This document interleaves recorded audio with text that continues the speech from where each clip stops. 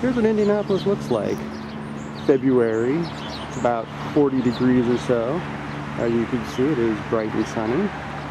So we're gonna take a walk on into Super Bowl Village and just see just what kind of comedy ensues for all those of you who can't make it here today. As you can see, it's about 11 o'clock. Festivities don't even, pre-game festivities don't even begin until approximately noon, and people are already heading on in. Oh, look, another siren. Yes, living here is delightful at times.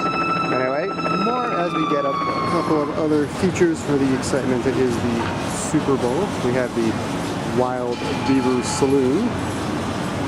And unfortunately I didn't get the camera out quite in time to actually catch one of the wild beavers running by in her fishnets and garters. But hey, that's what happens for the quick. Let's see, on the other hand,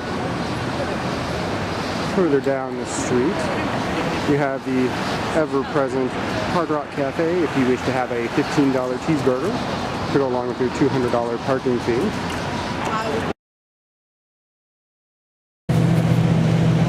Okay, here we are at the giant golf ball that is the Microsoft Fandome if you want to play the Kinect version of NFL versus watching the actual game. Also, you can probably hear off the audio the constant drone in the background. That's because there's approximately 5 or 6 helicopters in the sky at all times here, which, honestly, were perfidious to actually have his way would probably be a much more common occurrence that everyone would need to live with. And instead of helicopters, they would probably more likely be closer to drones armed with high-intensity lasers and pincer claws. So be thankful for that at least. Anyway, you can see here, again, at barely after 11, there's already a goodly sized line of people waiting to get into the whatever the hell pavilion that is. Somewhere around 50,000 people trapped in this area last night due to one of the concerts by none other than LMAFO, which is ironic in and of itself. One, because their music is pretty horrid, and two, that people were actually trapped because of them. Or at least feeling trapped after having to listen to much of their music, I'm sure. Anyway, we will take a walk around and just see what kind of humorous people and events are unfolding here. Inside the giant Microsoft Music Dome, as you can see, it's pretty fucking cool. So anyway, I think I may take a small break here to play a game or two of Fruit Ninja. So we shall add this in later. Oh, somewhere around here was also the zip line, and my idea on that was I really was kind of wishing I actually had a Spider-Man costume that I could have gone down the thing on. Might have been worth it. Who knows? I may still talk to a news crew and see if I can't get some kind of a publicity stunt for them going if I do that. Anyway, oh, and also you can see the exciting mobile police tactical platforms where doubtless they have snipers. So we will see what happens next. This is for all of those people that I promised this shot to. Here is a view up Meridian Street to Monument Circle. You can see the gigantic letters. There you go. Which evidently get lit up and have fireworks and all the rest of that night. Alright. There we go in the heart of Super Bowl Village for all you who were unable to enjoy the fun and festivities and can't be here.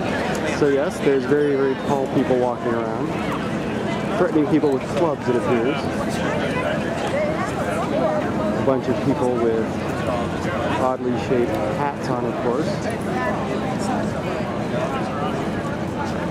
And a bunch of people milling about as they try to figure out what the hell to do for the next 6.5 hours. Right there. There's the stage where people were trapped last night.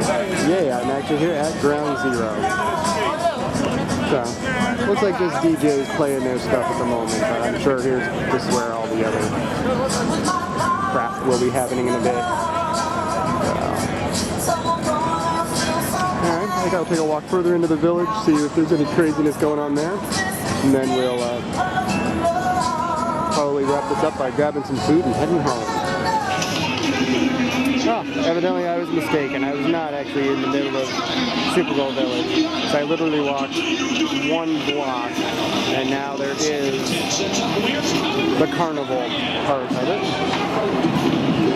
So, and as you can see in the distance, these giant milling masses of fucking people.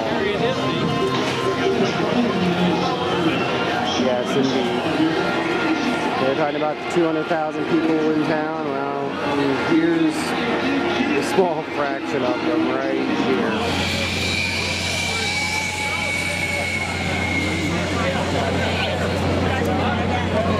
Caught the tail end of a zip line. And I'm telling you, that would have been so awesome if I'd have spiders. All that. Oh, there go a couple more.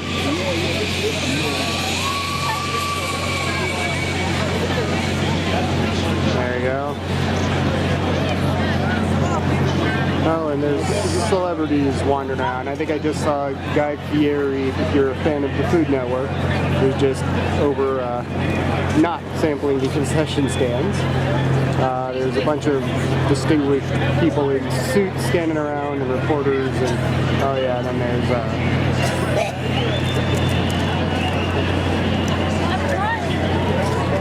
whoever the hell those people are. And one thing I've noticed is the freaking insane number of redheads. My God. Can't say that's a bad thing though.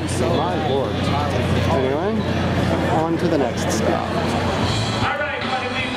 Here we are, about a block south of that little music pavilion where we were a little while ago. But of note here is check out the emergency rescue vehicle. Get a little too close here. But check out the giant cameras and radar, and it looks like a sensor going on top. So there we go with that.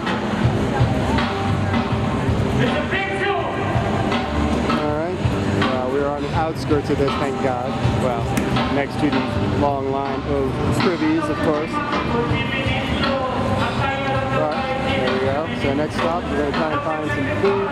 Sadly, everybody is indeed pretty well behaved. Very little actual stupidity going on. So, somewhat disappointed, but also kind of relieved because I actually have to live here. And, there's some very attractive women walking around as well, but, so my theory of actually telling people this is a Girls Gone Wild video, we'll have to see how that works. So, it's a little chilly.